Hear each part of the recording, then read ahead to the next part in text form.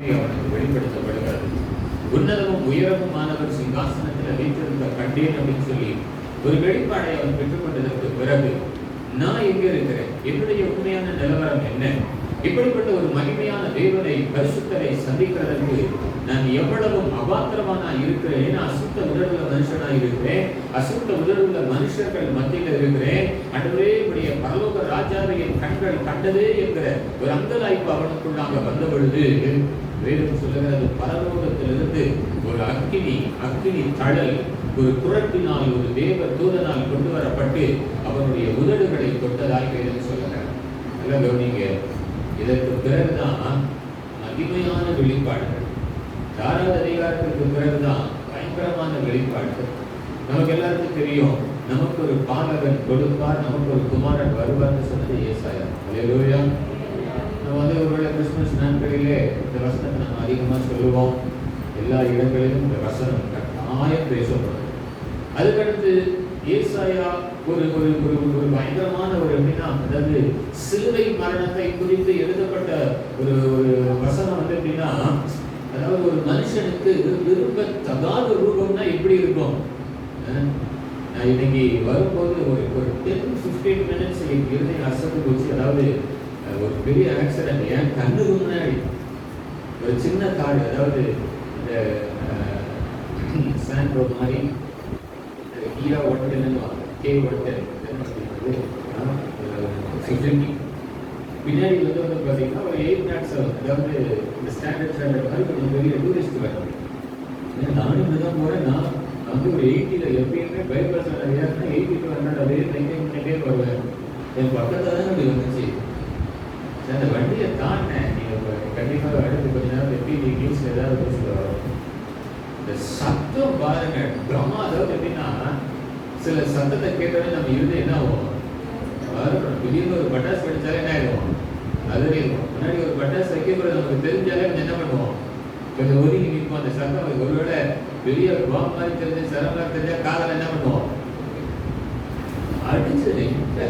அதுபோல என்ன என் கைக்கு முன்னாடி 7:55 சத்தம் கேட்குது. திரும்புறேன், வண்டியோடு அது எப்படின்னா கண்ட்ரோல் இழந்துருச்சு. அந்த வண்டி லாக் ஆயிடுச்சு. பின்னாடி இருந்து வந்த வண்டி அடிக்குது. இந்த டிரைவர் உள்ள என்ன பண்ணாலும் 2 சகோதரர்கள் ஒரு முடிப்பையா இருக்கிறான். அடிச்ச வேகத்துக்கு 2மே நிக்கலங்க. அந்த சிறுதூரமா இருக்கிற டிவைடரோடு சேர்த்து ஒரு 50 to 100 மீட்டர்ஸ் இழுக்கு. அதே கண்கள் நான் பார்க்குறேன். வண்டியை போய் நின்ன உடனே பின்னாடி வந்த ஒரு 4 பேர் கரெக்டாக நிப்பாட்டணும். முன்னாடி இருக்கிற என்என்சி தெரியல, வெளியே தான் இழுத்தாங்க. ஒரு அன்கான்சியஸ் இருக்காரா தெரியல. 2 பேர் பின்னாடி சொல்லுவதில்லை. சரி நடி கார் இருந்த இடத்துல தெரியல, செவத்தோடு சேர்ந்து இழுத்துட்டு போன வேகம். அந்த வண்டி கொஞ்சம் பெருசாக இருக்கிறனால அவங்க ஒன்றும் ஆகலை. யோசிச்சு பார்த்தேன், அவங்க என்ன நினைச்சிருப்பாங்க, எங்கே பிரயாணப்பட்டாங்க, எங்கே 51 கிலோவில் தாண்டானே. ஃப்ளைட்டில் அகமதாபாத்லேருந்து கிளம்பின ஃப்ளைட்டில் எல்லாரும் சந்தோஷமாக ஏறுறாங்க. அடுத்த 17 செகண்ட் என்னாச்சு, எக்ஸப்ட் ஒருவரை தவிர எல்லாரும் என்ன ஆயிட்டாங்க, முடிஞ்சு. இன்னைக்கு மனுஷனுடைய வாழ்க்கை எப்படி இருக்கு? இன்னைக்கு பல வெளிப்பாடுகள் வருகிறது, பல எச்சரிப்புகள் வருகிறது, தீர்க்க தரிசன வார்த்தைகள் வருகிறது. எனக்கு என்னோட பழகின என்னுடைய ஆவிக்குரிய நண்பர்களும் சரி, என்னுடைய ஆவிக்குரிய தகப்பனார்களும் சரி, ஒரு வார்த்தை சொல்லுவாங்க. நான் இந்த தடவை வெளிநாட்டுக்கு போகணும்னு எனக்கு ஒப்பீனியன் இல்லை. என்னுடைய நோக்கம் எல்லாம் செப்டம்பர், அக்டோபர், நவம்பர் தான் போவேன். ஆனால் இங்கே அப்படியே ஜான் பிரபாகர் வந்தான்னு பார்த்தீங்களா, அவங்க சொன்னாங்க, எனக்கு தெரியாது sir, this is the time you have to go finish immediately அப்படின்னாங்க. நீ ஒரு தூர தேசத்துக்கு போக வேண்டிய பிரயாணத்தை அங்கே போஸ்ட் பண்ணாத, அது கத்தர் செய்கிறாரோ இல்லையோ இமிடியட்டாக அதை முடிச்சிரு அப்படின்னா. என்கிட்ட காசு கிடையாது, ஒன்றும் கிடையாது. எனக்கு உங்களுக்கு தெரியும், 500 ரூபா பாய்க்கினாலே அதை கொடுத்து தான் எனக்கு காசு. அப்போ நான் யோசிச்சேன், ஃப்ளைட் டிக்கெட்டு 40,000 ரூபா இருக்கு, எப்படி போகிறது? மற்றும் ஒரு ஆவிக்குரிய தகவல் எல்லாருக்கும் சீனியர். அது ஒரு நாள் எப்படியாவது அதெல்லாம் நடக்க முடியாது. நான் ரெக்வஸ்ட் பண்ணியிருக்கேன், ஒரு நாள் இங்கே ஊர பக்கத்தில் இருக்க சபைக்கு வாங்க அப்படின்னு சொல்லி. அவர் ஜெபராஜ் சாமியல், அங்கிள் டாக்டர் ஜெபராஜ் சாமியல் தினகரன் அங்கிளுக்கு அவர் டிரான்ஸ்லேட்டர். 86வது வயசு, பர்த் முடிச்சுட்டு 87 உள்ள இருக்காரு. அவர்கிட்ட போய் கேட்டேன், அங்கிள் இந்த மாதிரி ஜெபராஜ் சாமியலுக்கு போய் ஜான் பிரபாகர் இந்த மாதிரி நான் சொல்கிறாங்களே என்ன செய்யறது அப்படின்னா, டக்குனு வேத வசனத்துல ஒரு வார்த்தை சொன்னாங்க. மக்கதோனியால இருந்து ஒருவன் வந்து பவுலுக்கு தரிசனமாகி வீட்டுக்கு வந்து உதவி செய்யுங்க அப்படின்னு கூப்பிட்டாங்க. இவர் அடுத்த நாள் வேற ஒரு ஊழியத்துக்கு போனோம். ஆனா தரிசனம் கிடைச்சோன்னு என்ன பண்ணிட்டாரு, உடனே அவர்களே ஸ்டாப் பண்ண உடனே கிளம்பிட்டாரு. அவர் சொன்னாரு, இந்த ஜான் பிரபாகர் சொன்னதுனால கிடையாது, அங்கே someone you have to, யாரையோ போய் ஜெபிக்கணும், யாருக்கோ ஒரு காரியத்தை செய்யணும். ஆண்டவர் இப்படி போ சொல்றாங்க, எடுத்துக்கோ, not for John Prabhakar, go immediately. அன்னைக்கு சொன்னேன், அங்கிள் ஏன் சொன்ன உங்களுக்கு தெரியும், don't worry son, you go. அப்படி இறங்கி வெளியில போறதுக்குள்ள எனக்கு ஒரு அமௌண்ட் அனுப்புறாரு, use this for flight ticket. எங்க வீட்டுக்குள்ள வந்து தெரியல, வெளியில இடத்துக்கு பைக்கில் போனாங்க, நமக்கு இந்த கூகுள் பே சவுண்ட் மட்டும் தெரியும், அந்த சவுண்ட் தெரியல, அந்த சவுண்ட் மட்டும் தான் தெரியும். வந்த உடனே எவன்டா அது காசு அனுப்பியிருக்கான்னு இருக்கு பார்த்தா ஜப்ராஜ் சங்கல் வருது. உடனே இப்படி நான் இன்னும் ஃபோன் பண்ணேன், அங்கிள் என்னாச்சு? நோ சார், கோ இப்படி அப்படின்னு. சரி, அங்க போய் யாரை போய் சந்திக்க போறோமோ என்னன்னு தெரியலையே, ஊழியத்துக்கு கேட்டு போனாலே வழி கிடையாது. நான் எதுக்கு சொல்றேன், ஒரு வேறு மனுஷனுடைய வார்த்தை, தீர்க்க தரிசன வார்த்தை எப்படியெல்லாம் வருது, அதை எப்படி நம்ம எடுத்துக்கொள்ளணும், எப்படி செயல்படுத்தணும்னு சொல்றேன், கவனிங்க. சும்மா யாரோ ஒருத்தர் சொல்லிட்டாங்க, நானும் வெளிநாட்டுக்கு போறேன், அப்படி இல்லை. சரி கிளம்புறேன் அங்கிள், இந்த ஒரு டேட்டை ஃபிக்ஸ் பண்ணியிருக்கேன், இந்த டேட்ல போறேன் அப்படின்னு சொல்லி அங்க ஒருத்தர் சொல்றேன். நல்லா கவனிங்க, கண்ணீரோடு அங்க இருந்து ஒரு தேவ மனுஷன் கேட்கிறாரு, brother you have to do a small help அப்படின்றாரு. நான் அழுகிறேன், நல்லா புரிஞ்சுக்கோங்க. என்ன சொல்றாருன்னா, இங்கே ஒரு ஊழியர்காரர் மரண தருவாயில் இருக்காரு. சென்னையில் இருக்கிற அப்போலோ ஹாஸ்பிட்டலில் ஒரு டாக்டரை நான் ரெஃபர் பண்ணியிருக்கேன். அவங்க ஒரு மெடிசன் உங்கள்கிட்ட கொடுப்பாங்க, அதை ஃப்ரீஸ் பண்ணியிருப்பாங்க. 6 மணி நேரத்தில் அது மலேசியா வர்றது. எத்தனை மணி நேரத்தில்? அது வந்து 3.5 மணி நேரம் ஃப்ளைட் ட்ராவல் டைம். 2 மணி நேரத்துக்கு முன்னாடி இருக்கணும், ஏர்போர்ட்டில் இருக்கணும். ஒரு 3.5 4 5 நடுவில் 1 மணி நேரம் தான் பிரதர் இருக்கு. இஸ் இட் பாசிபிள் அப்படின்னு? அதெல்லாம் ஒன்றும் பிரச்சனை இல்லை. ஃப்ரீசர் பாக்ஸோட கூட உங்களுக்கு ஏர்போர்ட்டில் கொண்டாந்து கொடுக்குற வரைக்கும் நான் உங்களுக்கு ஹெல்ப் பண்ணுறேன். ஆனால் இதை எப்படியாவது எடுத்துட்டு வர முடியுமா? நம்ம மைண்டெல்லாம் வேற வேற மாதிரி யோசிக்கல. ஏதோ அறிவிக்கிறாங்க, அங்கே சார் போகிறவங்களுக்காக 1000 ரூபாய் 6 மணி நேரம் டிராவல் பண்ணி காப்பாற்றுறதுக்கு நானா இங்கே வரணும், அந்த காசு கொடுத்து அந்த ஊசி கிடைக்காதா அப்படின்னு அவர் சொன்னார். இங்கே இந்தியா ரேட்டு 45,000, அங்கே 2.5 லட்சம். இன்னும் யோசிக்கிறேன், எதுக்கு ஆண்டவர் நீ கூப்பிட்டு போறாருன்னே தெரியலையே, இந்த நேரம் பார்த்தீங்கன்னா ஒரு காரியம் வருது. சரி பிரதர், அவ்வளவு காஸ்ட்லியா?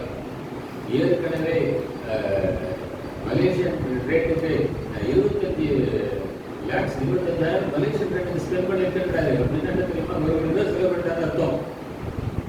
நான் சொன்னேன், கவலையே படாதீங்க, நான் அதுக்கு வருவாரேன். சில நேரங்களிலே நமக்கு லாப நஷ்டம் கிடையாது. கர்த்தர் சில காரியத்தை பேசும் பொழுது எனக்கு லாபமும் நஷ்டமும் நான் பார்த்திருந்தா நிச்சயமா நான் அனுபவிக்க மாட்டேன். நம்ம போய் எதுக்கு தேவையில்ல. ஆனா பாருங்க, அதுக்கு ஏகப்பட்ட ஃபார்மாலிட்டிஸ் இருக்கு. டாக்டர் பிரிஸ்கிரிப்ஷன் படி ஏற்பட்டவர்களுக்கு இது ட்ரக் இல்லை, லைஃப் சேவிங் மெடிசன் சர்டிஃபிகேட் வாங்க. ஒரு சர்டிஃபிகேட் வாங்க முடியாது. நான் போன ஆண்டவரே, இது உண்மையாக இருந்தால் நீங்கள் எல்லா வழியும் ஓப்பன் பண்ணிக்கிறீங்க. இவ்வளவு ஐஸ் பாக்ஸை பெட்டிக்குள்ள வச்சு லக்கேஜில் போட்டேன். எனக்கு அங்கே ஒரு ஃபோன் வந்துச்சு, வாட் இஸ் திஸ்?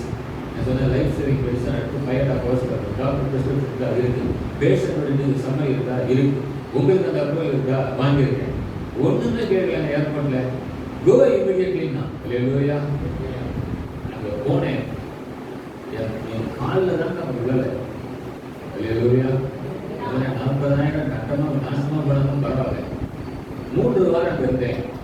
அந்த ஏர்போர்ட்டை நான் போய் இறங்கினோன்னே என்னையும் கூப்பிட்டுக்கிட்டே நேராக அந்த பேஷண்ட் கிட்ட போனாங்க. இந்த இன்ஜெக்ஷனை போட்டாங்க. நான் கிளம்பி வரும்போது கர்த்தர் அவங்க இருந்து நடக்க பண்ணுங்க. நான் சொன்னேன், இதுவும் ஒரு ஊழியம். இதுவும் ஊழியம். ஊழியத்திலே கனமான ஊழியத்தை நான் செஞ்சிருக்கேன். எனக்கு நீங்க எதுவுமே என்ன பண்ண தேவையில்லை, தரவே தேவையில்லை. கர்த்தர் அந்த சகோதரிக்கு, அந்த பாஸ்டருக்கு, அவங்க ஃபேமிலிக்கு கர்த்தர் என்னை ஒரு ஆசீர்வாதமாக வைத்தார். ஆமென். சில நேரங்களில் நமக்கு சில காரியங்கள் கடினமான காரியங்கள் தான். இன்னைக்கு இந்த எதுக்கு இந்த ஏசாயா தீர்க்கதரிசி சொல்ற ஒரு வசனத்தை வாசிப்போம், கவனிங்க. 40வது அதிகாரம் 8, 9, 10 ஒரு 3 வசனங்களை வாசிக்க பார்ப்போம். புல் உலர்ந்து பூதிரும், நம்முடைய தேவனுடைய வசனமோ என்றென்றைக்கும் நிற்கும் என்பதையே சொல் என்று உரைத்தது. சீயோன் என்கிறவள் சுவிசேஷினியாகவும் உயர்ந்த பர்வதத்தில் ஏறு. இந்த பாட்டம் ஆஃப் தி பிக்ல உட்கார்ந்திருக்காத, உயர்ந்த பர்வதத்தின் மேலே ஏறு. எருசலேம் என்னும் சுவிசேஷினியே, நீ உரத்த சத்தமிட்டு கூப்பிடு. அமைதியாக இராதபடி உரத்த சத்தமிட்டு கூப்பிடு. பயப்படாமல் சத்தமிடு. யூதா பட்டணங்களை நோக்கி இதோ உங்கள் தேவன் என்று கூறு. இதோ உன் தேவன் என்று கூறு. The Lord is coming. Here is the Lord. இங்கதான் ஆண்டவர் இருக்கிறார். இதோ வருகிறார். இங்கே இருக்கிறதை மற்றவர்களுக்கு காண்பி. சீயோன் என்னும் சுவிசேஷினியே, அடுத்து எருசலேம் என்னும் சுவிசேஷினியே, நீ பயப்படாத, மற்றவர்களுக்கு உன் தேவனை காண்பி. 10வது வசனம். இதோ கர்த்தராகிய ஆண்டவர் பராக்கிரமசாலியாக வருவார். நீங்க ஏசாயா பாருங்க, அவருடைய வருகையை எழுதியிருந்தார். நான் இதை வாசித்து பார்க்கும்போது ரொம்ப ஆச்சரியப்பட்டேன். ஏசாயா தீர்க்கதரிசன புஸ்தகத்தை நான் பல முறை, எப்படின்னா 100க்கும் அதிகமான முறை நான் வாசிச்சிருக்கேன். வருஷத்துக்கு ஒரு 3 தடவை 4 தடவை 5 தடவையாவது ஏசாயா நான் வாசிப்பேன். இந்த வசனத்துடைய வெளிப்பாடு எனக்கு கிடைக்கவே இல்லை. அவருடைய வருகையை குறித்து ஒருவேளை இந்த வசனம் என்னன்னா, வெளிப்படுத்தின விசேஷம் 22வது அதிகாரத்தில் இருந்த இதே வசனத்திற்கான சில வார்த்தைகள் இருக்கு. இதோ உன் ஆண்டவர் பராக்கிரமசாலியாக, இவர் என்ன சொல்வார்னா, வருவார். அவர் தமது உயர்த்தினால் அரசாடுவார். இதோ அவர் அளிக்கும் பலன் அவரோடு கூட வருகிறது. இதோ அவர் அளிக்கும் பலன் அவரோடு கூட வருகிறது. அவர் கொடுக்கும் பிரதிபலன் அவருடைய முகத்திற்கு முன்பாக செல்லுகிறது. நல்லா சொல்லுங்க. பலனும் வருகிறதா, அடுத்து என்னதான் பிரதிபலனும் வருகிறது. இந்த வசனத்தை வாசிக்கும் போது கொஞ்ச நேரம் நான் நின்னுட்டேன். இப்போ பலன்னா என்னது? 30 நாள் வேலை செஞ்சதுக்கு சம்பளம் கொடுத்தா அது என்னது பலன். பிரதிபலன்னா ஒரு சில நிறுவனத்தில் வந்து இன்சென்டிவ்ஸ் கொடுப்பாங்க. ஏன் கொடுப்பாங்க? ஒரு சில கம்பெனிஸ்ல டைம் பே கொடுக்குறாங்க. மந்த்லி என் ஒய்ஃப் வந்து கொஞ்ச நாள் வந்து ஆதார் டபிள்யூன்னு சொல்லி குளோபல் அசோசியேஷன் கம்பெனியில் ஒர்க் பண்ணுறாங்க. மந்த்லி ஒரு 1500 ரூபாய்க்கு ஒரு கிஃப்ட் கார்டு மாதிரி வாங்கி வருவாங்க. எதுக்கு அப்படின்னா, முதல் தடவை வாங்கி வந்தது எதுக்கு அப்படின்னா, நல்ல வேலை செஞ்சது கிடையாது, ஒரு நாள் கூட லேட்டே இல்லாம வந்தவங்க. இல்லையா? என்னால தேசிய ஜனங்களுக்கு ஒரு கார்டு போட சொல்லப்பட்டேன். இன்சென்டிவ்ஸ் ஒரு 54 ரூபா, 52, 53, 54 ஒரு வாரம் கூட முதல் பரிசு என்னது? லேட் ஆகாம சபைக்கு வரது. முதல்ல நம்ம சர்ச்சை டைமிங் சொல்லுங்க. அது காலை 7 மணியா? 8 8:30 எதுதானா? 8 மணி ஆகலாம். அடுத்த வாரம் வந்த மாதிரி கனவுல வந்த மாதிரி இருக்கும். அது எனக்கு எப்ப என்ன கனவுல இருக்குன்னா அது நான் கரெக்டா சரி ஓகே. இப்படி ஒவ்வொரு மந்த், அதாவது நம்ம நினைச்சுக்கிறோம் பிரதிபலன்னா எக்ஸ்ட்ரா டைம் ஓட்டி பார்க்கறது கிடையாது. ஓட்டினா நீ டைமையும் எஃபோர்ட்டையும் எக்ஸ்ட்ராவா போடுறீங்கன்னு அர்த்தம். அது ஓவர் டைம், அது கிடையாது. அது இன்சென்டிவ் கிடையாது. உனக்கு கொடுத்த வேலையை குறிக்கப்பட்ட நேரத்திற்குள்ளாக சரியான விதத்துல முடித்து உன்னுடைய எஜமானனுக்கு அது மூலமா ஒரு நல்ல பெனிஃபிட்டை கொடுக்கும் போது எஜமானன் மனம் உவந்து கொடுக்கிற எக்ஸ்ட்ரா பெனிஃபிட் தான் பிரதிபலன். அல்லேலூயா.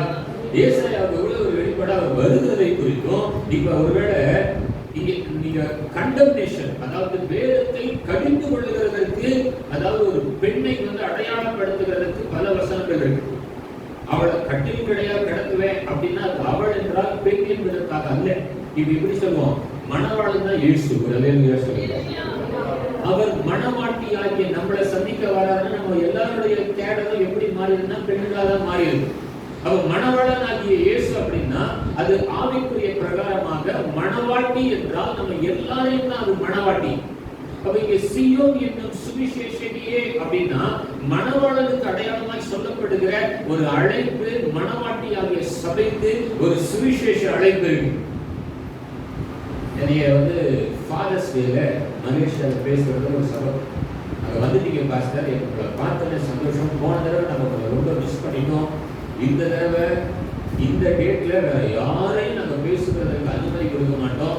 மலேசியா தேசம் முழுவதும் இருக்கிற சபையில அவங்க சபை போதகரையும் அவங்க சபை ஊழியர்களையும் கனம் பண்ணுகிற விதத்துல தான் ஃபாதர்ஸ் டே கொண்டாடுவோம். ஆனா நீங்க வந்துட்டீங்க, எங்களுக்கு உங்களை வச்சுக்கிட்டு அந்த ஃபாதர்ஸ் டே கொண்டாடுறது எனக்கு விருப்பம் இல்லை, நீங்க செய்தி கொடுங்க அப்படின்னா எனக்கு ரொம்ப ஆச்சரியமா இருந்ததுங்க. இந்த சபையில எனக்கு தெரிஞ்சு ஒரு 150 பேருக்கு இருக்கலாம். ஒருவேளை அன்னைக்கு தான் அப்படின்னு தெரியல, இல்லை எல்லா நாட்களும் தெரியல. அவங்க சர்ச் பாஸ்டர் நல்ல ஒரு லீடர், எல்லாரும் ஹார்ட் பண்ணாங்க. எல்லாரும் ஹார்ட் பண்ணாங்க. அதில் ஒரு சில ஃபோட்டோஸ் மட்டும் தான் எடுத்தேன்.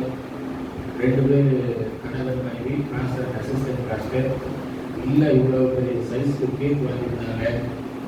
எல்லா ஃபேமிலியும் கிஃப்ட் கொடுத்தாங்க. இந்த பாஸ்டர் சொன்னாரு, அது படிக்காத ஒருவர், நான் பிறந்தனாலும் எனக்கு தெரியாது, திருமணம் ஆச்சு, திருமணம் ஆனாலும் என் ஞாபகத்தில் இல்லை. ஆனா வருஷத்துக்கு ஒரு முறை என் பிள்ளைகள் எல்லாரும் சேர்ந்து எனக்காக கொண்டாடுற அந்த ஃபாதர்ஸ் டே தான் எனக்கு ஆசீர்வாதமா இருக்குங்க. அங்க ஒரு ஊழியக்காரனுடைய மகிழ்ச்சி எதுல இருக்கு? ஒரு சபையுடைய மகிழ்ச்சி எதுல இருக்கு? ஒரு சபைக்கு ஆண்டவர் எதுல பலன் கொடுக்க விரும்புகிறார்? எதுல எதுக்கான பிரதிபலன் உங்களுக்கு வருகிறது? தன்னுடைய வார்த்தை பாருங்க. அதாவது உலகத்தினுடைய ஆசீர்வாதங்களை ஆண்டவர் ப்ரீ பிளான்டா எனக்கு வச்சிருக்காரு. எனக்கு அது நல்லா தெரியும். ஒரு நாள் இல்லைனாலும் ஒரு நாள் அந்த ஆசீர்வாதத்தை கர்த்தர் எனக்கு ஒரு நாள் நிச்சயமா தருவார். ஆமென், அல்லேலூயா. ஈசாக்கிட்ட ஆண்டவர் எப்படின்னா, இங்க ஆதியாகமத்தின் புத்தகம் 26வது அதிகாரத்துல நமக்கு என்னன்னா 100 மடங்கு பலன் அப்படின்னு தான் இருக்கு. ஏன்னா 100 மடங்கு ஆசீர்வாதம் இல்லை. அவன் பஞ்சகாலத்துல விதை விதைச்சான். கர்த்தர் அவனை ஆசீர்வதித்தபடியினாலே அந்த வருஷத்துல 26/12 ஈசாக்கு அந்த தேசத்துல விதை விதைத்தான். கர்த்தர் அவன் என்ன பண்ணாரு? ஆசீர்வதித்ததினால் அந்த வருஷத்துல 100 மடங்கு பலன். இது எப்படி கர்த்தர் அவனை ஆசீர்வதிக்க முடியும்? நான் 2 காரியத்தை ரொம்ப சுருக்கமா சொல்றேன்.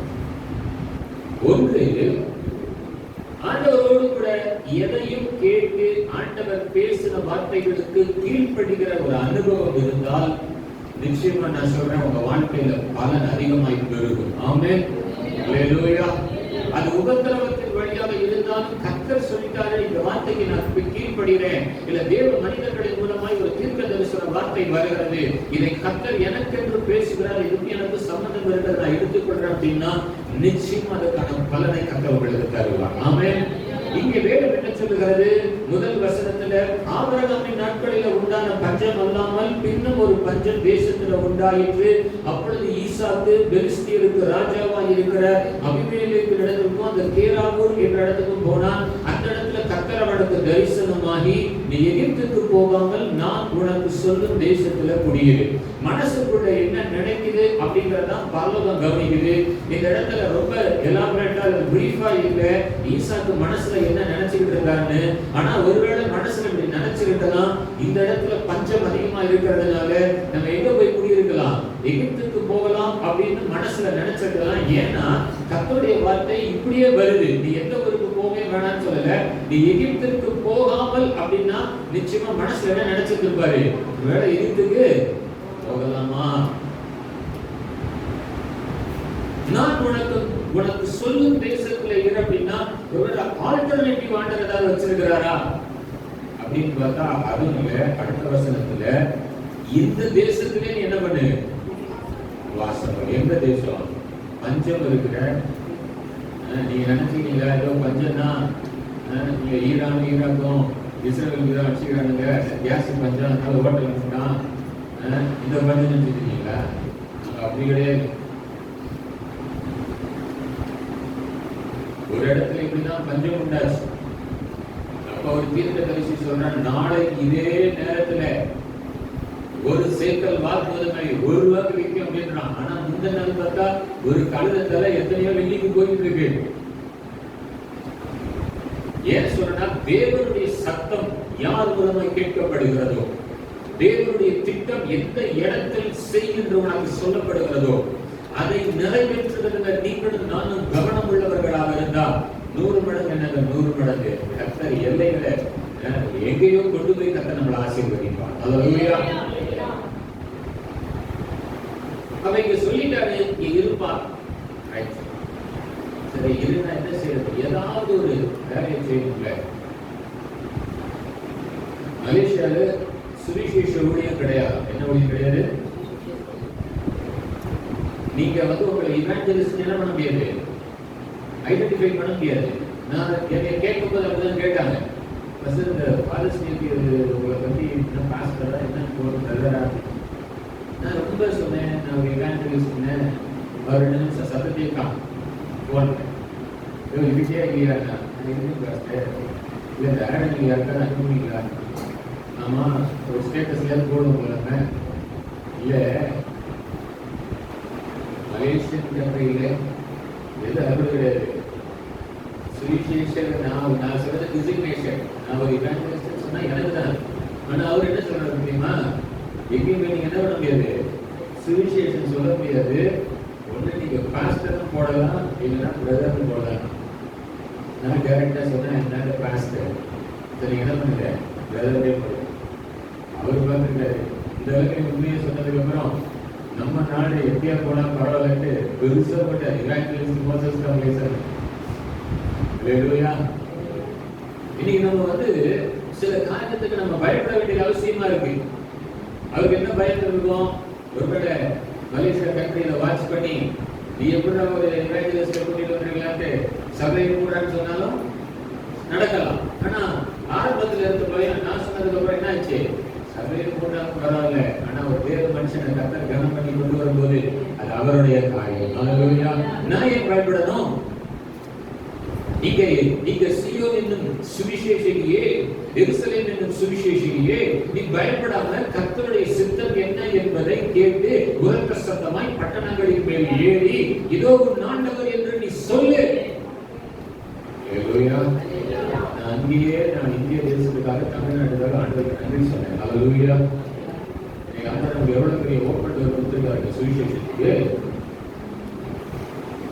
நீங்க சபைக்குள்ள தாண்டி வெளியில போய் ஒரு டிராக்ட் கொடுக்க முடியாது. நான் 2 வருஷத்துக்கு ஒரு தடவை 25,000 டிராக்ட் அடிப்பேன். நான் போகும்போதே ஒரு 2,000 டிராக்ட் எடுத்துட்டு தான் போயிருந்தேன் பைபிள்ல. நான் சொன்னேன், பேசின 4 சபைகளுக்கும் 500 டிராக்ட் கொடுத்தாங்க. பைபிள் வச்சுக்கோங்க. கர்த்தர் யாரையாவது காமிச்சு அவர்கிட்ட குடுன்னு சொல்வார் பாருங்க, அவர்கிட்ட கொடுங்க. ஹalleluya. நான் 18 நாள் அங்க இருந்தேன். அதாவது 3 ஞாயிற்றுக்கிழமை கவர் பண்ற மாதிரி. அங்க இருக்கிற ஒரு அடையார் ஆனந்தம் வாங்கப்படுறதை கூட்டு போறாரு. இங்க ரெண்டூர்ல மலேசியா கேஎல்ல கோலாலம்பூர்ல அடையார் ஆனந்தம் இருக்கு. நல்ல வேலை கர்த்தர் எனக்கு போய் காப்பாற்றுறேன். ஹalleluya. நம்ம இந்தியா ரேட்டு ஒரு காப்பி 5 ரூபாய். இந்தியா ரேட்டு ஒரு காப்பி எவ்வளோ சொன்னேன்.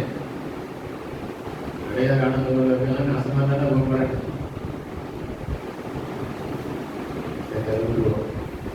அதுக்கு அப்படியே பின்னாடி என்னை கூட்டு போனாருங்க. சிட்டிங்க கோலாலம்பூர்னா அதுதான் யூஎஸ்ல இருக்கிற ஒரு பட்டணம் மாதிரி. இன்னும் இந்த சிட்டி நெவர் சீப்ஸ்னு ஒரு சில இடத்துல போட்டுருக்கோம். இந்த பட்டம் ராத்திரி என்ன பண்ணலாம், கோலாலம்பூர் தூங்காது. 24 மணி நேரமும் எல்லாம் ஜனங்க நடந்துகிட்டே இருக்கு. எங்க போவாங்க, எங்க உட்காருவாங்க, என்ன பண்ணுவாங்கன்னு தெரியல. அந்த சிட்டிக்குள்ள போயிட்டீங்கன்னா 24 மணி நேரமும் பகல் வெளிச்சம் மாதிரி இருக்கு. ராத்திரியில அவ்வளவு லைட்ஸ். ஆச்சரியப்பட்டு போனேன். போனா நீங்க திருச்சி பக்கத்துல இருக்கிற ஒரு பெரிய நரிக்குறவர்கள், இந்த பிசாசு கோயிலெல்லாம் வந்து போய் இந்த பாசி மணிலாம் விற்பாங்க பாருங்க, ரேட்டெல்லாம் விற்பாங்க பாருங்க. அந்த கூட்டம் ஒரு பெரிய கூட்டம் இருக்குங்க. கஷ்டம் டிராக்டர் கொண்டு வந்துட்டீங்க, எங்ககிட்டையும் கொடுத்தீங்க. ஆவியானவர் யாருக்கு ஏறுறாரோ அவங்களுக்கு கொடுன்னு சொல்லிட்டீங்க. நீங்க எங்க கூட இருக்கிறனால எங்களுக்கு ஒரு பெரிய தைரியம் வாங்கப்படுறதுக்கு. அங்க இருக்க ஒரு கவர்மெண்ட் கோட்டர்ஸ்க்கு என்ன கூட்டி போனாருங்க. ரொம்ப ஆச்சரியப்பட்டேன். அதுக்கும் ஆண்டவருக்கு நன்றி சொன்னேன். அவ்வளவு நரிக்குறவர்கள், இந்த நரிக்குறவர்கள் அவங்க தான் எனக்கு தெரிஞ்ச லாங்குவேஜ். அந்த ஊசி மணியை விற்று அதை வந்து விற்கிற ஆட்கள் நம்ம சென்னையில் ட்ரெயின்லையும் வந்து இருக்கிறவங்க. அங்கே ஒரு பெரிய கிராமத்தில் கிட்டத்தட்ட 200 பேர் இருக்கிறாங்க. ஹalleluya. அதுல ஒரு அம்மா ரட்சிக்கப்பட்டு சென்னையில் வந்து இங்கே பிராட்வேல ஏதோ ஒரு சர்ச்சை சொல்லிட்டு எனக்கு அது தெரியல. அந்த சேர்ச்சில் அந்த ஞானஸ்தானம் எடுத்து இங்கே வந்து இல்லையா, நான் வந்து அரசாங்கத்தை மீறி வேற ஏதோ பாஸ்போர்ட்ல எடுத்து நீங்க வந்துட்டு நீங்க எது சம்பாதிச்சு திருச்சி பக்கத்தில் இருக்கிற கிராமத்தில் இருக்கிற ஊழியத்துக்குலாம் அனுப்புறேன், நீங்க இங்க வந்தது நல்லதுன்னு ஒரு 3 வீடை சேர்ந்து உடச்சி ஒரு சின்ன ஹால் மாதிரி வச்சிருக்காங்க. அங்க கிட்டத்தட்ட ஒரு 25 பேர் அந்த அம்மா போய் கூட்டிட்டு வந்துச்சு. ஒரு நாள் ஈவினிங் சர்வீஸ் அங்க வச்சு நடத்தணும். அதையா இன்னைக்கு நம்ம என்ன செய்து கொண்டிருக்கிறோம்? இன்னைக்கு நம்ம ஊழியர்கள் என்ன செய்து கொண்டிருக்கிறாரு? யாரோ ஒருவருக்கு நின்று வந்து கடனை போல தப்பி பேசிட்டு இருக்கோம்னா இல்லை, கர்த்தர் உங்கள் ஒவ்வொருவருக்கும் ஒவ்வொரு விதமான ஊழிய அழைப்பை சபையில் ஆண்டவர் வச்சிருக்கிறார். ஹல்லேலூயா. நீங்க செஞ்ச வேலைக்கு மாத்திரமல்ல, அவர் வரும் பொழுது ஒரு பெரிய பிரதிபலனை ஆண்டவர் உங்களுக்கு தருவார். ஹல்லேலூயா. நீங்க வாசிச்சு பாத்தீங்க அப்படின்னா, நீங்க ஆண்டவருடைய வார்த்தை என்ன அப்படின்னா, நான் உன் கூட இருக்கிறேன். 3வது வசனத்தை வாசிப்போம். அதாவது இந்த தேசத்துல நீ என்ன பண்ணு?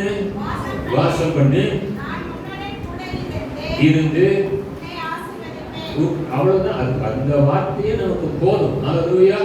நான் உன்னோடு கூட இருந்து உன்னை ஆசீர்வதிப்பேன்னா பர்சனலா ஆண்டவர் பேசுறாரு. I will be with you, I will bless you. முடிஞ்சு போச்சு. நான் உனக்கும் உன் சந்ததிக்கும் இந்த தேசங்கள் யாவையும் தந்து உன் தகப்பனாகிய ஆபிரகாமுக்கு நான் இட்ட ஆணையும் உன் மூலமா என்ன பண்ணுவேன்? அங்க நீ நான் சொல்றதை கேட்டனா உன் கூட நீ ஆசீர்வதிப்பேன். அப்படி நீ செய்யும் போது எங்க நான் சொன்னா அதனுடைய ஆசீர்வாதத்தை உன் மூலமா என்ன பண்ணுவேன்? நிறைவேற்றுவேன். அவ்வளவுதான். நான் நினைச்சேன் ஒருவேளை பஞ்ச காலத்துல செஞ்ச ஆசீர்வாதம் இந்த 100க்கு 100 மடங்கு பலன் இதுவரைக்கும் நான் பார்த்தா 13வது வசனத்துல இருந்து இன்னும் பெரிய லிஸ்ட் இருக்கு. அங்கேயே அவனை என்னவா மாத்திட்டாரு? 13வது வசனத்துல அவனை ஐஸ்வர்யமானாக்கி. எங்க உலகமே ஊரே எதுல இருக்கு? பஞ்சத்துல இருக்கு. ஆனா அதுக்குள்ள நம்மால் எப்படி இருக்காரு? ஐஸ்வர்யமான இருக்கார். இன்னும் எக்ஸ்பெக்ட் ஆகிட்டே போறாரு. வர வரன்னு அர்த்தம் டே பை டே, நாளுக்கு நாள் விருத்தி அடைந்து மகா பெரியவனாய் தான் இருக்கு. விடுவானா? சத்துரு விடுவானா? அங்கிருந்து திரும்ப ஆரம்பிக்குது. இங்க போனா இது எதுன்றான், இங்க போனா அது அவன்றான். நான் இந்த அதிகாரத்தை நீங்க காலையில வாசித்து பார்க்க மகிழ்ச்சி அடைந்து 22வது வசனம் வரைக்கும் இதுக்கப்புறம் எனக்கு கூட வாக்குவாதம் பண்றதுக்கு கூட என்ன இல்லை, ஆள் இல்லை. பின்பு இவ்விடம் விட்டு பெயர்ந்து வேறொரு இடத்துக்கு போய் பிறவை வெட்டினால் அதை குறித்து அவர்கள் வாக்குவாதம் பண்ணவில்லைன்னா அவங்களுக்கும் தெரிஞ்சிருச்சு, இவனுக்கும் தெரிஞ்சிருச்சு. இதோட ஆண்டவர் நம்ம ஒரு லிமிட்டை வச்சுட்டாரு அப்படின்னு சொல்லி, லிமிட்னா ஆசீர்வாதத்திற்கான இடம் அப்படி சொல்லி இப்பொழுது அவன் இந்த நம்முடைய தேசத்துல வருகும்படி இப்பொழுது கர்த்தர் நமக்கு ஒரு இடத்தை உண்டாக்கினார் என்று சொல்லி அதற்கு ரெகபோத் நடக்கிறது எல்லாத்தையும் இந்த முதல் வசனத்துல இருக்கிற அபிமலைக்கு பார்த்துட்டு இருக்கான். சிட்டிக்குள்ள இருந்தா ஆசீர்வதிக்கிறாரு வெளியில வரைக்கும் பார்த்தா. ஆனா சொல்றேன் திரும்ப ரொம்ப சிம்பிளான லாஜிக். நம்ம கர்த்தருக்காக பெரிய காரியத்தை செய்யணுமா அப்படின்னா இல்லை. அந்த நாகமானுடைய டிராவல்ல வந்த குதிரை ஓட்டிட்டு வந்தவன் சொல்றான், பெரிய காரியத்தை சொன்னா செய்ய காசு இருக்கு, நீ வரும்போது அவ்வளவு கிஃப்ட கொண்டு வந்திருக்க, பெரிய காரியத்தை சொன்னா நீங்க செய்வீங்கல்ல, ஸ்நானம் பண்ணா 7 தடவை குளிச்சுட்டு போக சொல்ற காரியத்துல உனக்கு என்னையா கஷ்டம்? அல்லேலூயா. நம்மளுக்கெல்லாம் எப்படி கர்த்தர் என்ன கொண்டு பெரிய காரியத்தை செய்யணும், முதல்ல சின்ன எதையாவது ஒரு சின்னதை செய்ய.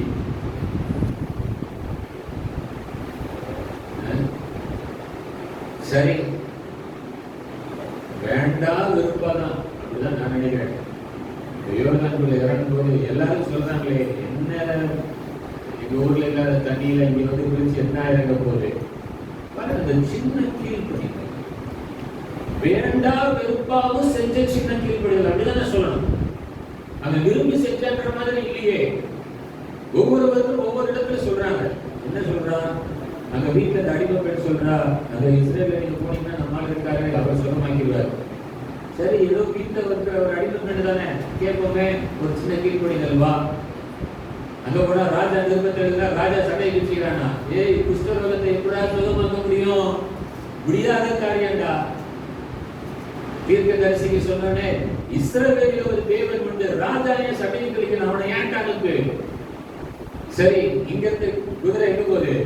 தீர்க்க தரிசிகள் வீட்டு வாசல் போகுது. அங்க போனா தீர்க்க தரிசி வெளியவே வரல. அவனை போய் யோர்தான்ல குளிச்சுட்டு போய் சொல்றான். எழுதுறவ குஷ்டரோகம் வந்தவங்க எப்படி இருக்கும்? விளையாடுறீங்களா விளையாடுறீங்களான்னு தானே கேட்கணுமா?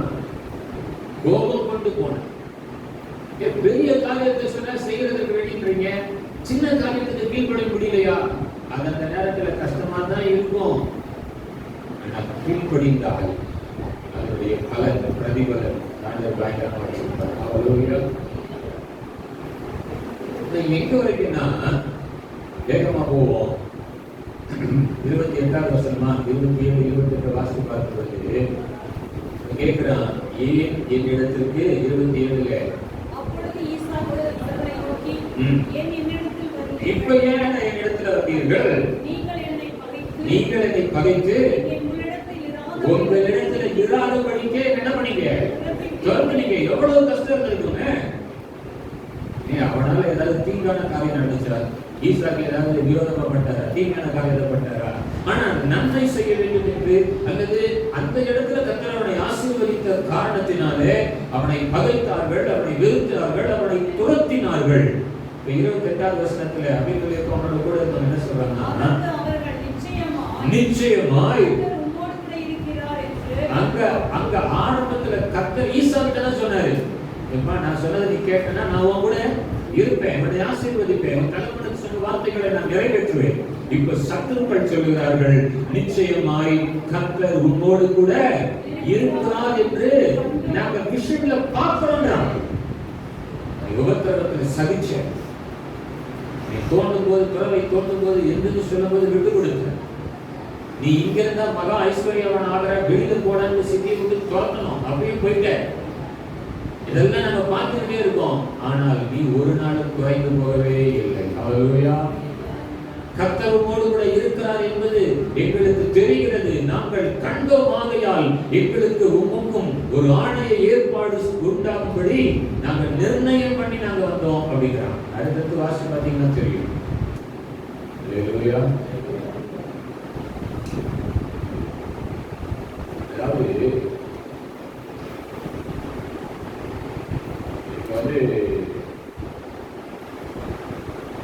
ரூத்தின் புஸ்தகத்துல 2வது அதிகாரத்துல நியாயாதிபதிகளுக்கு அடுத்து எனக்கு எல்லாமே விவரமா சொல்லப்பட்டுச்சு அப்படின்னு சொல்லி போவாஸ் சொல்றேன்.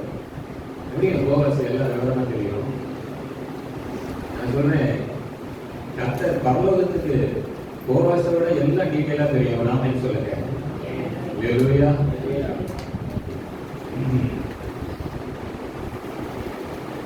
2:11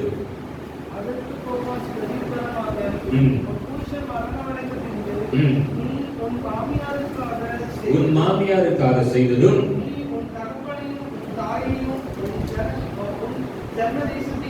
உன் தகப்பனையும் உன் தாயையும் நீ பிறந்த நீ வளர்ந்த உன் ஜென்ம தேசத்தையும் விட்டு முன்னே நீ அறியாத ஜனத்திடத்தில் வந்ததும் எல்லாம் எனக்கு டீடைல்ல சொல்லிட்டாங்க. ஹல்லேலூயா. ஒருத்தருடைய குட்னஸ் வந்து பாருங்க. ஆனா இன்னைக்கு அப்படியே ரிவர்ஸ்ல இருக்கு. நற்செய்தி பரவுதா, நீங்க குற்செய்தி பரவுதா? நான் இப்ப 4 நாளா என்னுடைய பேஸ்புக்ல ஒருத்தரை விட்டு கருத்துக்கள் தள்ளிக்கிறேன். அவர் வந்து ஒரு பிஷப். அவர் ஆரம்ப காலத்துல வந்து ஒரு பத்திரிகை நடத்தினார், தினத்தூது. இவர் வந்து தினத்தூது ராஜா. நான் என் பேஸ்புக்ல பார்த்தீங்கன்னா வச்சு விளாசிட்டு இருக்கேன். அவர் எம்எல்ஏ ஆயிட்டார் காரைக்கால் வச்சு. இப்ப அங்க ஒரு பெரிய இந்துக்கள் கொண்டாடுகிற ஒரு ஃபங்க்ஷன் போயிட்டு இருக்கு. பார்த்தீங்கன்னா உள்ள 4 கலர்ல எப்படி கற்றுக்கொள்ள போது அந்த கட்டடத்துக்கு தீபாவளி நடந்தது. பிஷப்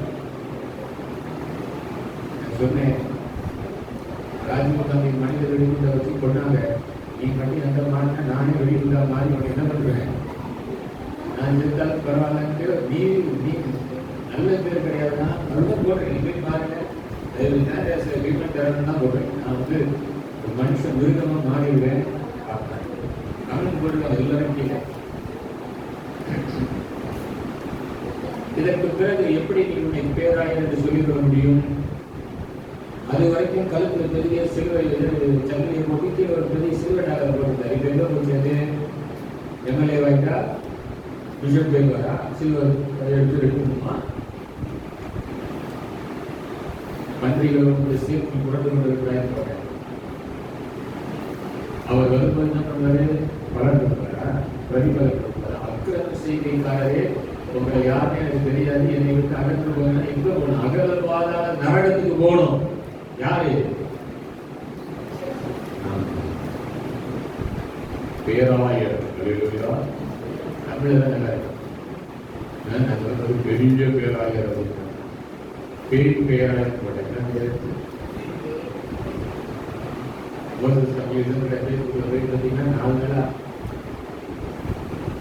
கர்த்தருடைய பரிசுத்த நாமத்துக்கு மகிமை உண்டாவதாக. அடுத்த வருஷம் உன் செய்கைக்கு தக்க பலனை யார் தருவார்? கர்த்தர் உனக்கு. எவ்வளவு சிம்பிளான ஒரு வார்த்தை. போல சொன்னா எனக்கு தெரியும், but I can do that. ஆரம்பத்தில் சொல்லிட்டாரு, எல்லாம் எனக்கு தெரிவிக்கப்பட்டுச்சு. ஆனா இதற்கு ஒரு ரிவார்டு இருக்கு.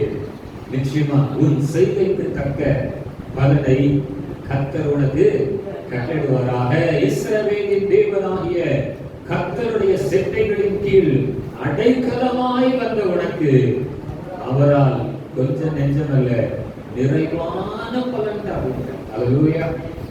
ஏன் நம்முடைய வாழ்க்கையில பலனும் இல்லை, பிரதிபலனும் இல்லை?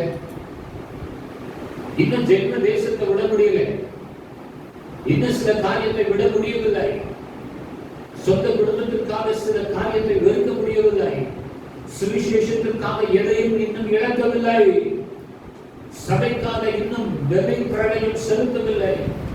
ஒரு மனுஷனை மாத்திரம் சொல்லி போக சொல்ற, அவை என் கூட ஜெபிச்சு போராடின மாதிரி நீங்க இன்னும் கூட என்ன பண்ணல?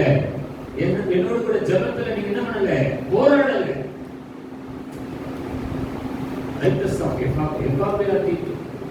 அவன் பார்த்துட்டானா ரெண்டு பேரும் ஜெபிப்பாங்கன்னா இவன் கூட இவனுக்கு ஈக்குவலான ஜெபத்துல போராடுவான்.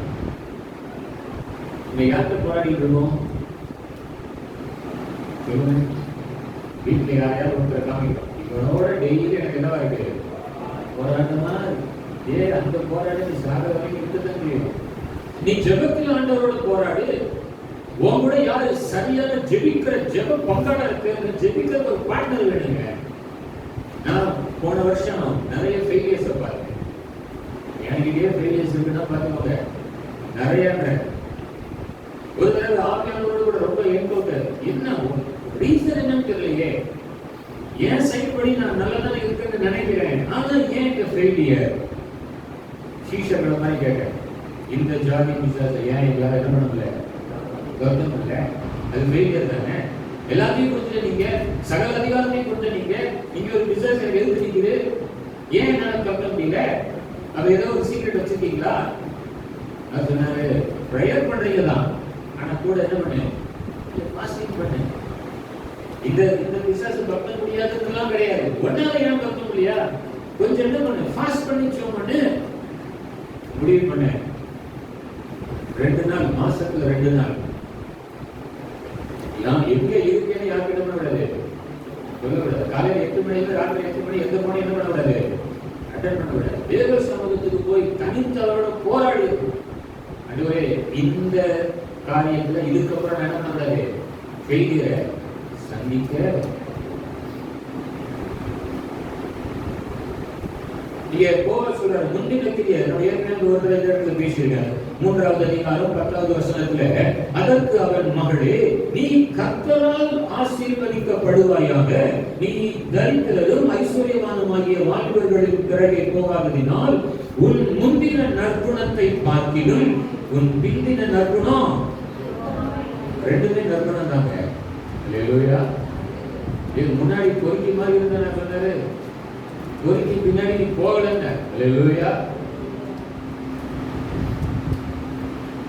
ஒரு நல்ல குடும்பத்துடைய விசுவாசம் எனக்கு இன்னைக்கும் நல்ல பழக்கம். அவங்க மூலமா நிறைய காரியத்தை கற்றுக்கொண்டேன்.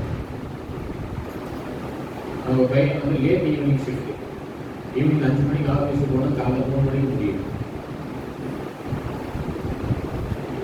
அது என்ன டைம்னே எனக்கு விளங்க மாட்டேங்குது.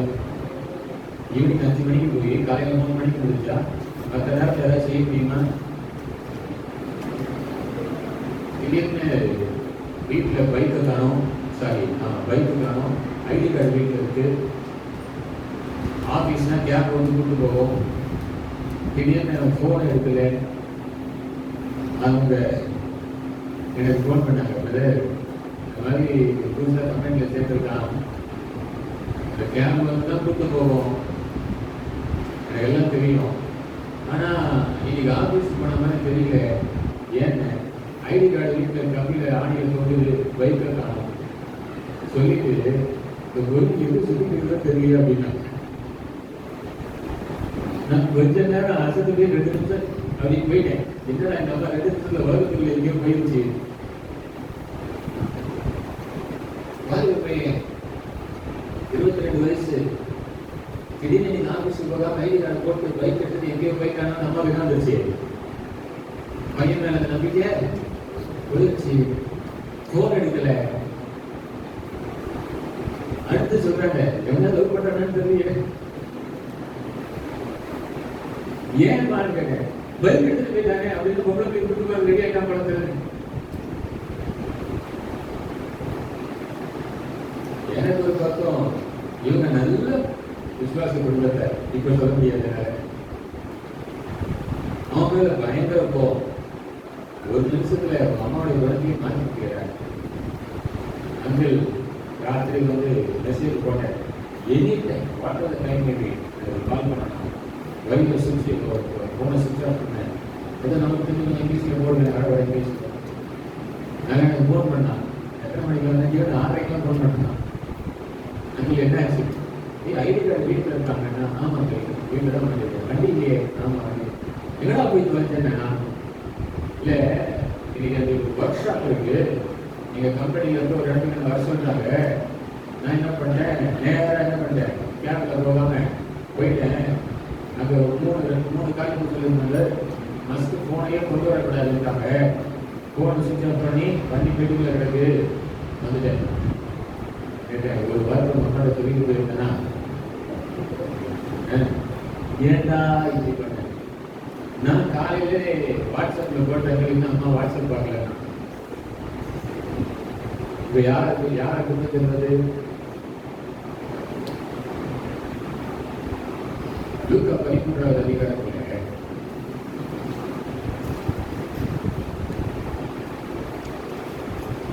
லூக்கா 13வது அதிகாரத்தை கொஞ்சம் விளக்கி கொண்டது ரொம்ப கஷ்டமா இருக்கும். ஆண்டவர் வந்து கண்டினியூட்டி இல்லாமே நிறைய பேசுவார். அதெல்லாம் வந்து எப்படின்னா என்னைக்கு தாவீதுடைய வெளிப்பாடுகளுக்கு வருவதோ அன்னைக்கு தான் முடியும். ஆனாலும் ஒரு சம்பவத்தை மாத்திரம் சொல்றேன். முதல் 5 வசனத்துக்கு சுத்தமா நமக்கு வந்து ஒரு அர்த்தமும் விளங்காது. அடுத்த 5 வசனத்துக்கு சுத்தமா விளங்காது. அடுத்த 5 வசனத்துல வந்து ஒரு சுகத்தை குறித்து பிசாசு 18 வருஷமா கட்டி வச்சிருந்தா நாங்கள் பேசுவாரு. லூக்கா 13வது அதிகாரத்தை ஒரு 10 தடவை 13 அதிகாரத்தை 13 தடவை வாசிக்கிறாங்க. அப்படியே புரியல. சரி, இது புரியும். 6வது வசனத்துக்கு வாசிப்போம்.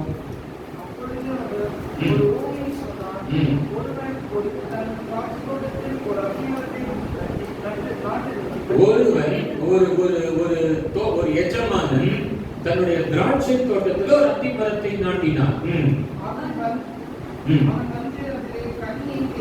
அவன் வந்து அதனை கனியை தேடின பொழுது ஒன்றும் காணவில்லை. திராட்சை தோட்டம் அங்க வந்து ஒருவேளை அத்தி மரத்தை வைக்கலாம். அத்தி மரத்துல நல்லா கவனிச்சுக்கோங்க, 2 விதமான இருக்கு. அத்தி மரத்துல எல்லாமே 2 குவாலிட்டி இருக்குங்க. அதாவது சகையூர் ஒரு அத்தி மரத்துல ஏறினார். அந்த அத்தி மரத்துக்கு பேர் என்ன தெரியுமா? அது காடுகளில் விளைகிற, வீதிகளில் வைக்கிற காட்டத்தி மரம். ஆனா அதே அத்தி மரம் காட்டில் விளையாத நல்ல குவாலிட்டி, ஜாதி உள்ள நல்ல பலன் கொடுக்கக்கூடிய அத்தி மரங்களும் உண்டு. அதை வீட்டில் வளர்ப்பார்கள். அதை வந்து லாபத்திற்காக வைப்பார்கள். அது ஒரு தொழில். அந்த காலகட்டத்தில் அத்தி மரம் தான் பிரதானமாக இருந்தது. அதுல நிறைய ஆசீர்வாதங்களும் உண்டு. அப்படி இருக்கும்போது இது காட்டத்தி மரத்துல நற்குலம் திராட்சை தோட்டத்துல வைக்கக்கூடிய ஒரு நல்ல ஒரு அத்தி மரம். அதுல எஜமானன் தேடின பொழுதுன்னு அப்படின்னா இருக்கு.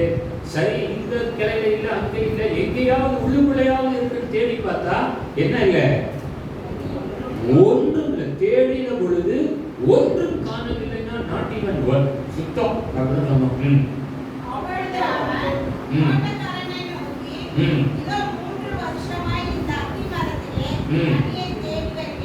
அவனே எத்தனை வருஷம் பொறுமையா இருந்திருக்கான்? அவனே பொறுமையா தேடி தேடி பார்த்திருக்கான். எத்தனை வருஷம்? இது தோட்டக்காரனுக்கு தெரியுமான்னு கூட தெரியாது. ஆனா எஜமான் என்ன பண்ணிட்டு இருக்காரு? 3 வருஷமாய் தேடி வருகிறேன்னு தானே சொல்றாரு. 3 வருஷமா நான் பார்க்கவே இல்லை, இப்பதான் பாக்குறேன், இல்லையா கனி கூட வரலையா அப்படின்னு கேட்டா கூட பரவாயில்ல. ஆனா எத்தனை வருஷமா வாட்ச் பண்ணிட்டு இருக்காரு? 3 long years, 3 நீண்ட காலமாக வாட்ச் பண்ணிட்டு இருக்காரு. 3 வருஷம் நீ பார்த்து என்ன இல்ல, ஒன்றையும் காணவில்லை. இப்போ ஒரு முடிவு பண்ணிட்டார். என்ன பண்ணு? அதை வெட்டி போடு. நிலத்தையும் ஏன் இன்னைக்கு பாதி கூட்டம் எப்படி இருக்கு? எத்தனை வருஷம் ஆயும் நானும் பார்த்துட்டு தான் இருக்கேன். நாளைக்கு எத்தனை வருஷம் வர கிடைக்க தெரியல.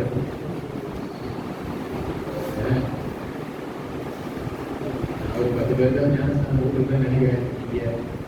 கவுல் சொல்றாங்களா, அது என் ஊழியம் இருக்கிறாரு. ஆனாலும் ஆயுளுக்கு கொடுத்தேன், தேவானுக்கு கொடுத்தேன், இன்னும் யாரெல்லாம் கொடுத்தேன்னு தெரியல.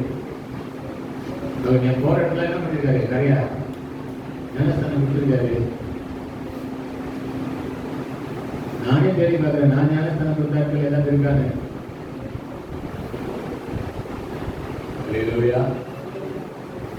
பாருங்க, ஒரு எஜமானன் எவ்வளவு டீப்பா வாட்ச் பண்றாங்க தெரியுமா? 3 years ஏன்டா ஒண்ணுக்கு என்ன பண்ணல, காங்கல. இதுக்கப்புறம் இது என்ன பண்ணாது, ஒண்ணு கொடுக்கறதுக்கு வாய்ப்பு இல்லை. அதனால நான் முடிவு என்ன பண்ணுறாரு, வெட்டுறாரு. அங்க ஒரு இன்ட்ரெஸ்ட் இருக்கான், பருப்பு பேசுறவர் இருக்கான். யாரு? தோட்டக்காரன். என்ன சொல்றான்? 7வது வசனத்துல, கடந்த வசனத்துல, அதற்கு 8வது சதற்கு அவன், ஐயா இந்த வருஷம் கடவுள் என்ன பண்ணிட்டோம், இருக்கட்டும், நாங்களும் ஃபாலோ மீ மாதிரி ஏதாவது ஒன்று போட்டுக்கிட்டு ஏதாவது சேர்த்த முடியுதான்னு என்ன பண்றோம், பாக்குறோம். என்ன மாதிரி ஃபாலோ மீ தானே. நானும் விஜய் கேட்ட மாதிரி கேட்கறது என்ன மாதிரி இருக்கு ஏங்க? நல்ல ஒரு காரியத்தை கவனிச்சுப்பாங்க. இது ஒண்ணுமே வந்தாங்க. Daniel simple. அதாவது டெய்லி ஒரு 3 வேளை நான் என்ன பண்றேன்னா, இது யாருமே எனக்கு டீச் பண்ண வேண்டாம். ஒரு டெலிகேஷன் காலையில வெளியில போகும்போது ஒரு 10 or 15 minutes முன்னாடி ரெடி ஆகி, ஆண்டவரே இந்த நாடுமுறை காரியங்கள்லாம் இருக்குப்பா, நான் போறேன் ஆண்டவரே, அதோட நீங்க வாங்க, ஒரு வசனத்தினால என்ன நடத்துங்க, உலக காரியங்கள் எனக்கு தொடக்கூடாது. மத்தியானம் ஒரு எப்பவுமே சோதிக்கிறீங்களா இல்லையா? மதியானம் என்ன ஒரு பாருங்க, மத்தியானம் எல்லாரும் பண்றாங்க. ஒரு 10 நிமிஷம், ஒரு 5 நிமிஷம் ஆண்டவரே மத்தியானம் ஆஃப் டே நான் என்ன பண்ணிட்டேன், கிராஸ் பண்ணிட்டேன். ஒரு ஆதாரத்தை கொடுத்தீங்க, ஒரு பிரேக் கொடுத்துருக்கீங்க. நான் இன்னைக்கு சிம்பிளா செஞ்சு செய்யறேன். மதியம் எனக்கு நேரம் கிடைக்கும் போது கொஞ்ச நேரம் அதுக்கு நான் ஊழியக்காரன், எனக்கு தான் அந்த கதையே நீ கிடையாது. மதியம் சோறு நீங்க எல்லாரும் மதியம் என்ன பண்ணோம், இல்லைன்னா என்ன பண்ண வரீங்க, சோறு திங்காத. ராத்திரி படுக்க போறீங்க, இதுக்கு ஏதாவது டயபெட்டிஸ், இதுக்கு ஏதாவது நிபந்தனை வேணுமா? என் பிள்ளைங்க நான் எல்லா தாழ்வையும் சொல்றேன்.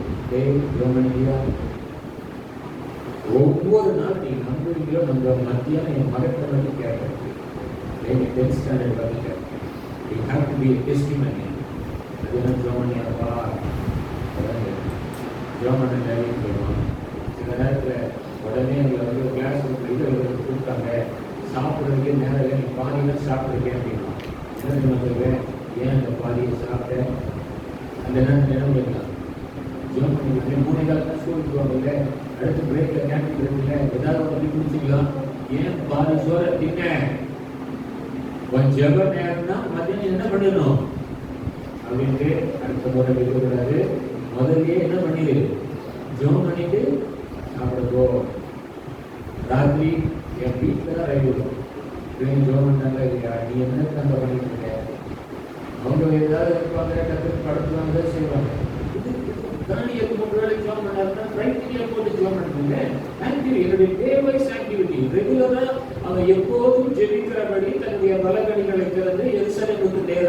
3 முறை ஜெபிச்சான். அவ்வளவுதான் ஒரு ஆக்டிவிட்டிஸ். கர்த்தர் அதை கொண்டு பெரிய காரியத்தை செய்வார். ஹalleluya.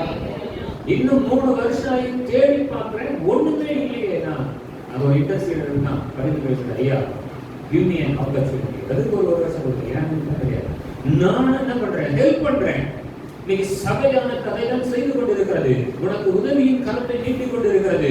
இந்த வருஷத்தையா நீ தேடிட கூடாதா? நீ பலன் கொடுத்து விட முடியாதா? உன் மூலமா ஒரு கனி வந்து விடாதா?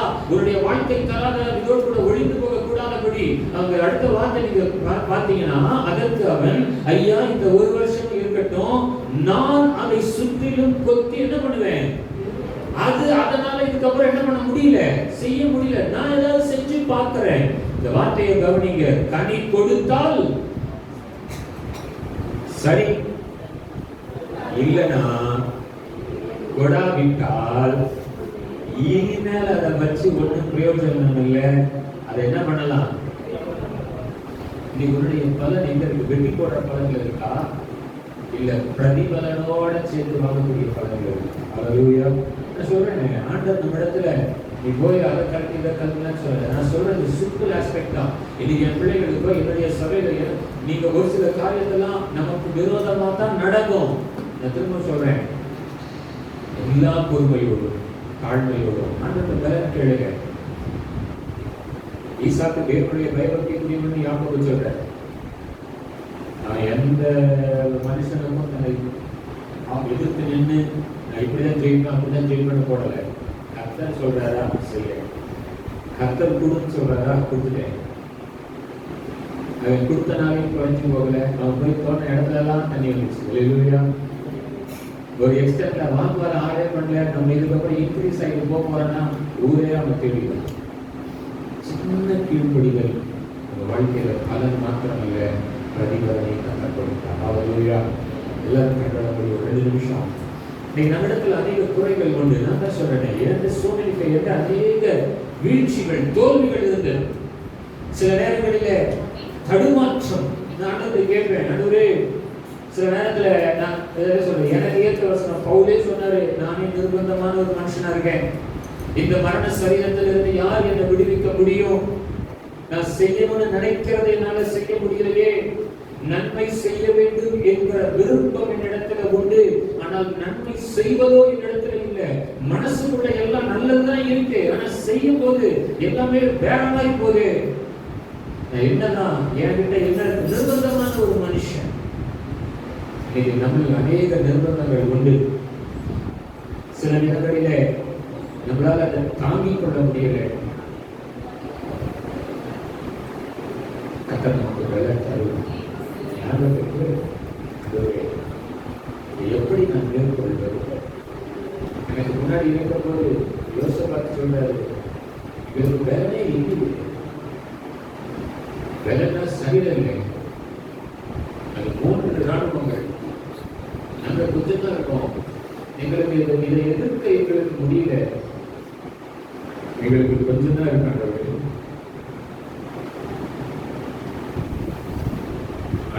வேதத்துல அவரிடத்துல ஜெபிச்ச யாரும் நம்ம கைவிடல. இன்னைக்கு நம்ம ஜெபத்தை மாத்திரம் ஆண்டவர் நம்மளை கைவிட்டாரோ? சீயோனோ என்னை மறந்தாள், என்னை கைவிட்டாள் என்று சொல்கிறார்கள். நான் எப்படி கைவிடுவேன்? பெற்ற பிள்ளையை தாய் மறந்தாலும் நான் மறக்க மாட்டேன் சொல்லியிருக்கேன். என் உள்ளங்கையை மறந்து வச்சிருக்கேன் சொல்லியிருக்கேன். நான் எப்படி மறப்பேன்? நான் எப்படி கைவிடுவேன்?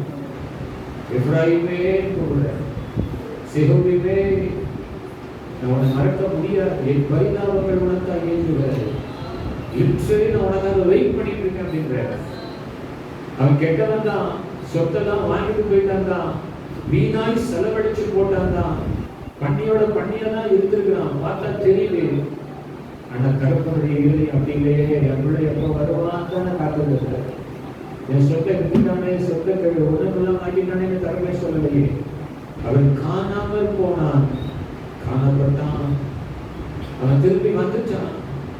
நாங்கள் எல்லாரும் கருப்பனுடைய இறுதியம் அதுதான். இதோ பராக்கிரமசாலி வருவார், அவர் வருவார். சீயோனின் சுவிசேஷம், எருசலேமின் சுவிசேஷம், நீதான் சுரந்த சத்தமாய் இதோ நாங்கள் என்று சொல்ல வேண்டும். உன் செய்திக்கு தக்க பலன் உண்டு, உன் கிரியைக்கு தக்க பலன் உண்டு. கர்த்தர் 100 மடங்கு இல்லை, எல்லைகளை கர்த்தர் பெரிதாக்கும், விளைகளை கர்த்தர் ஆசீர்வதிப்பார். அவருடைய பார்வையில் ஆசீர்வாதம் ஒன்றுமே இல்லை. தகவலை எப்படி நம்ம உங்களுக்கு செபிக்கிறோம். குறைவுள்ள மனுஷர்கள் தான், பாவியான மனுஷர்கள் தான்.